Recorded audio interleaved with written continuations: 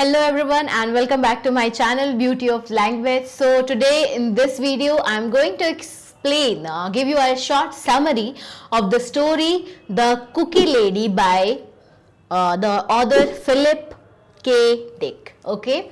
So before I start the explanation, please do subscribe to my channel Beauty of Language for regular updates, and I've also made this whole explanation in Hindi. If you want to listen the explanation in Hindi, then please go to my channel Beauty Bharatwaj, and for the suggestion of the questions that can be asked in the exam, I have included all of them on my website beautyoflanguage.in. Please visit there if you want to know about the possible questions that can be asked. Now, starting with the story.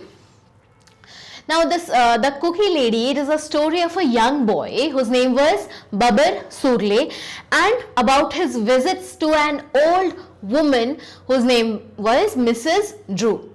Now, when you will read the story, you will feel that this lady, Mrs. Drew, she has a kind of strange power that was connected to youth.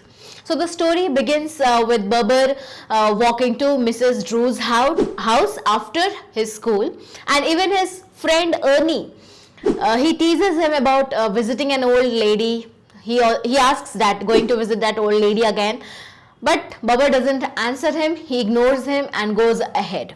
So there is a detailed explanation given about the house of this lady, how it looks. Okay, so the house, it looks like old, broken, surrounded by dry weeds, you understand, no, the useless grass. But still, this little boy, this 9-year-old little boy, he is attracted by the sweet smell of freshly baked cookies. So he goes to the house, he rings the bell after climbing upon the old steps, okay, which seems that it can collapse anytime.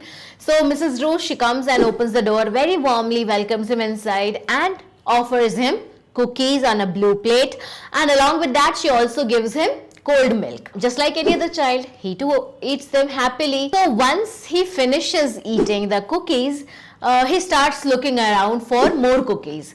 So Mrs. Drew says that it will take some time, and then she asks him to stay a bit, okay, till the time the next batch is ready. She asks him to stay a bit and talk to her. She asks him about his school, and since this is a small boy, he didn't talk much, okay. Whatever she asked, he gave him answer in just one word, because for what he is there, why has he gone to Mrs. Drew's house? He is there just for cookies, nothing more, nothing less, okay.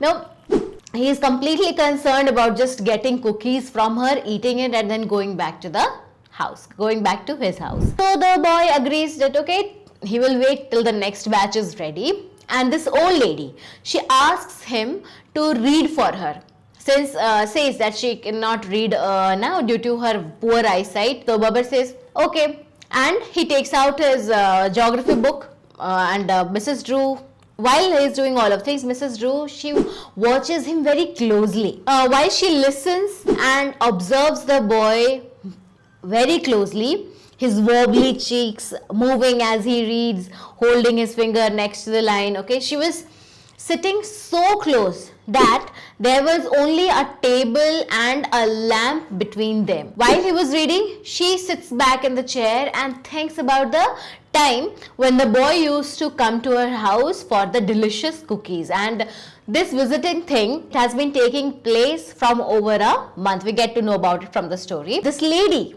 she has been lonely for a very long time. It is said that she did not get much of the visitors. Now, while listening to him, while listening to this boy, Mrs. Drew, she slowly falls asleep, and something strange happens.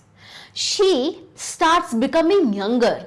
Her wrinkles disappear, her body looks healthier, her grey hair, it becomes darker and thicker, and she slowly turns into a young man of about 30 years of age.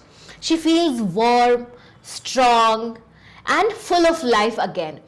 And it is said that she did not know why all of these things were happening with her. This change which is happening, it happened almost every time that Babar visited her, especially after her chair was put closer to him. But as soon as Babbar finishes reading and says that now it is time to leave, that effect of her feeling that youth disappears.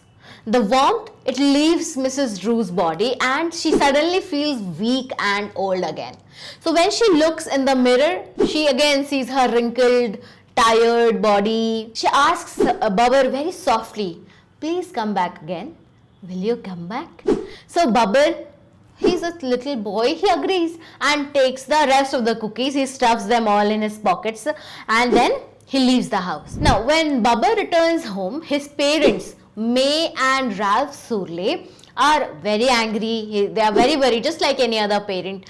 So they noticed that Babbar, whenever he comes home, he looks very exhausted and pale after visiting Mrs. Drew. Then his mother says that this boy would do anything for a plate of cookies. This 9-year-old child, this Babbar, had been visiting Mrs. Drew just for her cookies, and Mrs. Drew, she tempted this little boy not only for cookies.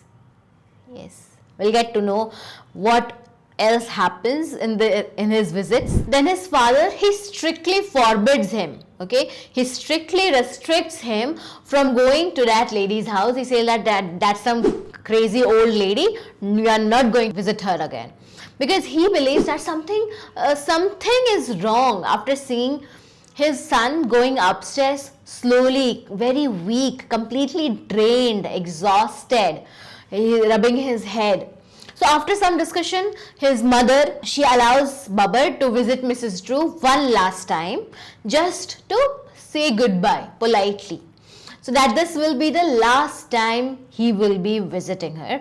Now on Wednesday, Babbar goes for a final visit. Mrs. Drew, she is extremely happy to see him and already feels young again just because he is there. She even says that it makes me feel young again to have you. So he gets inside, he again looking around. He's looking around for what? He's looking around for, yes, cookies. She bakes fresh cookies and Babbar notices that the table and the lamp which was there beside his chair, it was gone. Now the chair was placed right next to the couch. So Mrs. Drew, she looks at him very closely and also she asks him to read for her. He says that I haven't brought my book. So Mrs. Drew, she gets up to give him one of her books from the bookcase. But then at that moment, Babbar tells her that this is his last visit, and as soon as she hears these words, she becomes stiff with fear. Fear about what? Fear about the fact that this boy will not be visiting her again. She will not be getting the feeling of being young again. So she's she's shocked and then begs him to read. Acha theek hai, chalo padho. As he reads, she touches his arm desperately, okay, completely frightened from the fact that he will not be there anymore. The boy, he started reading. She could feel his youth flowing through her fingers, through her arm, into her body. So she was drawing his youth into herself. And this time, the transformation, it was complete and permanent. Last time, what did we see? We saw that as soon as Babbar stood up to leave, she again bounced back to her reality. She felt old again, tired again. Okay, but this time, this transformation from old to young, it was complete and permanent. She became fully young, energetic and alive. She touched her body, the fuller body, no more wrinkles, no more coldness, no grey hair, okay, soft glowing skin filled with warmth, full set of teeth, not just gums. So on seeing all these things, she bursted with joy. On the other hand, Babbar asked about the cookies, that is it ready? Then she said, yes, it is ready. When the cookies came, he stuffed his mouth, he stuffed his pockets with cookies, and then he left the house. Now Mrs. Drew, now young, She happily waves goodbye and she's confident that her youth now will stay forever. So she saw herself in the mirror and admired herself at how beautiful she's looking, how beautiful she's feeling from inside, feeling young and lovely. But Babar, while he was walking home, he was walking very slowly. He was looking very pale, dull and lifeless, dead white. Now the cold wind, it was already evening, the sun had set, the clouds were there in the sky.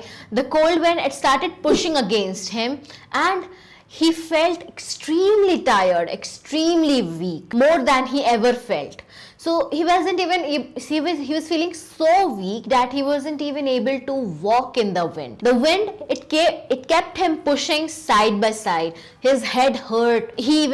He started taking heavy breaths. He even stopped by a lamppost and held it and then walked. Again, he started walking the best he can with whatever energy that was left in his body. Now, when at home, his parents, they were waiting anxiously that why hasn't Babar come home yet? It is already late. Okay, it was already dark. Wind had started to blow. Then they finally heard a sound at the door, a faint sound. So Ralph says, okay, I'll get it. Ralph opens it and as he opens the door, instead of Babar, there was something grey, dry and lifeless bundle of dead weeds and dust blowed past him with the wind. Then when May asked that who is it, Ralph said that just the wind. Now, what must have happened?